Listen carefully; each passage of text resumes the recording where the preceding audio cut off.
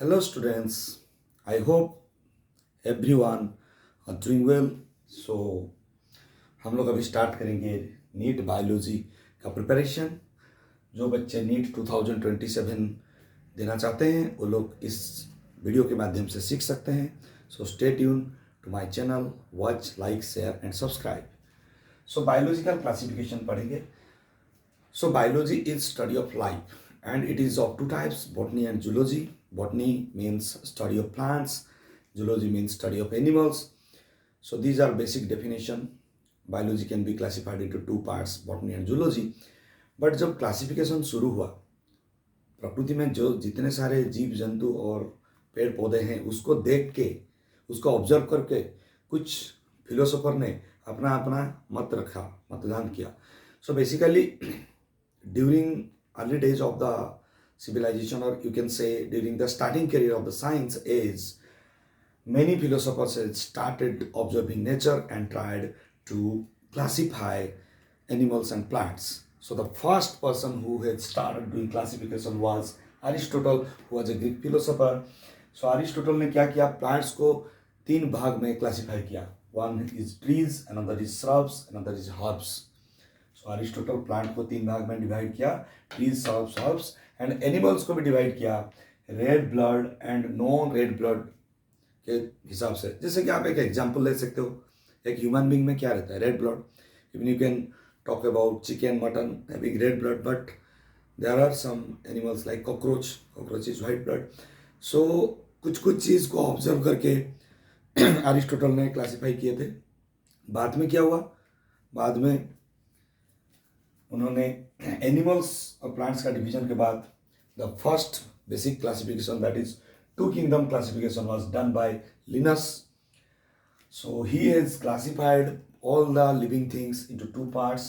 One is plantae, another is animalia. So basically plantae related to botany and animalia related to zoology. So ये जो classification हुआ था ये primary stage में हुआ था, when biological science is developing slowly. What are the drawbacks of this kind of classification? But ये classification माध्यम से क्या क्या नहीं हुआ, we cannot distinguish what are prokaryotes, what are eukaryotes. हम लोग आगे वीडियो में पढ़ेंगे prokaryotes क्या होता है, eukaryotes क्या होता है. What I can suggest when you are learning new things like prokaryotes, eukaryotes, then आपको चार्ट के माध्यम से माइंड मैप्स बनाना है. ये भी एक तरीका का माइंड मैप्स है. जैसे कि मैंने लास्ट वाला वीडियो में बोला था कि हम लोग पढ़ेंगे तो माइंड मैप्स के हिसाब से पढ़ेंगे, सो हमें याद रहेगा. सो ड्रॉबैक्स क्या है, it's can not distinguish between prokaryotes and eukaryotes. So prokaryote और यूकैरियोट के बीच में जो क्लासिफिकेशन होना चाहिए वो हो नहीं पाया. And it can not distinguish between unicellular and multicellular organism. Similarly there are two other types. In plants you can find photosynthetic, those are green algae, and non-photosynthetic, those are fungi.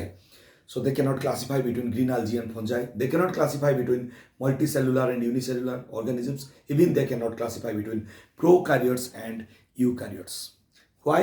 Because उन लोगों ने जब observe किया होगा, आप just सोचो, उन लोगों ने जब ऑब्जर्व किया होगा, उन लोगों के पास बहुत सारा इंस्ट्रूमेंट भी चाहिए, बहुत सारा तो नहीं, at least electron microscope, compound microscope ये भी चाहिए, क्योंकि छोटे छोटे वायरस, बैक्टीरिया, बहुत सारा लिविंग थिंग्स जो यूनिवर्स में रहता है उनको क्लासिफाई करने के लिए उनका प्रॉपर्टी पढ़ना जरूरी है.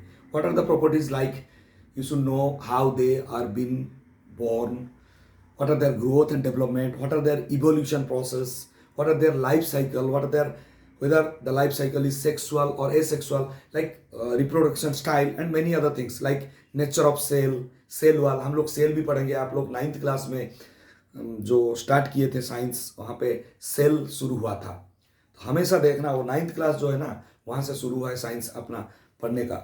जैसे कि आप फिजिक्स में डिस्कस करोगे तो मोशन, केमिस्ट्री में डिस्कशन करोगे तो atomic mass, atomic number of electrons, valency, those things are very very important. Gradually I will start discussing about all these fundamental things. The only thing is that you should know what are the fundamental things in all the subjects. And in biology, cell biology you have studied in 9th class. So ये जो cell है, cell क्या है हम लोग next class में भी करेंगे, आने वाले क्लास में करेंगे. तो cell wall, nature of cell wall, उनके अंदर क्या सब है, उनका लाइफ साइकिल क्या है, ये सारे चीज़ शायद ये लोगों ने ऑब्जर्व नहीं कर पाया क्योंकि बहुत सारा एनिमल एंड प्लांट्स को डिटेक्ट भी नहीं किए होंगे. It's a tedious job, very very tough job. छोटे छोटे वायरस बैक्टीरिया को देखने के लिए आपको माइक्रोस्कोप का भी डेवलपमेंट हुआ है. हम लोग पढ़ेंगे microscope, then compound microscope, then electron microscope. Nowadays people are doing in research TEM, transmission electron microscope, SEM, scanning electron microscopes. The electron microscope technique has been developed brilliantly over the years. So ये सारे चीज जो development हुआ, पहले लोगों के पास इतना instrument नहीं था. वो लोग ऐसे ऑब्जर्व किया सोसाइटी को, नेचर को, यूनिवर्स को, then they started giving things. So science is all about understanding nature. Stay tune, observe, read carefully, understand, and all the best for your NEET 2027 exam.